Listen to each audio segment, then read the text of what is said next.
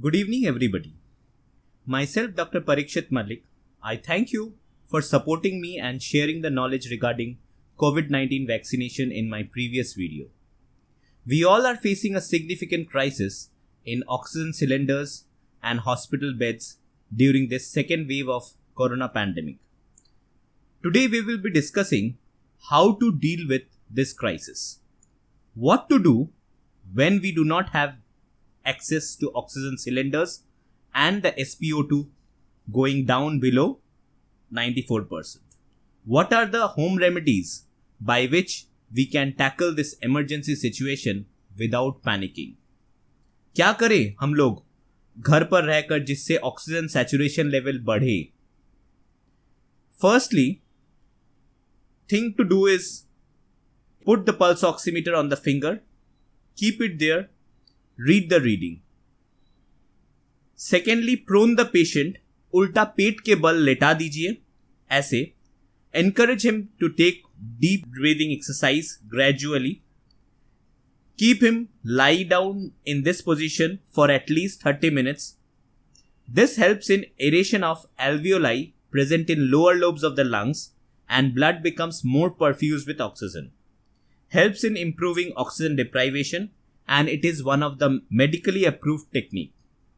Also, lay on your right side as shown in the figure for at least 30 minutes. Gradually increase the timing to sleep on your abdomen as well as on your right side, mostly for better aeration of lungs. Another position is to sit up in a propped up position, 45-degree angle with the support of pillows at the back like this. Even you can get a nebulizer machine which is easily available and affordable. This machine can be put in the electric circuit and connect a nebulization mask filled with saline water or bronchodilator medication to the patient's mouth and nose like this.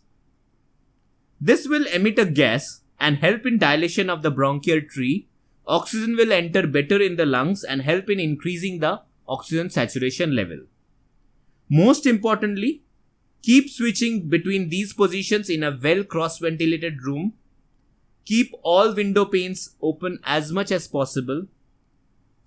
Follow these preliminary steps at the home without panicking. This will help in reducing hospitalization and oxygen requirement from initial stage of the disease. However, in extreme situations, hospitalization and oxygen will be required, so it is just an alternative for the time being. If you still have any queries, do post me. I will try to respond to you at the earliest. Thank you.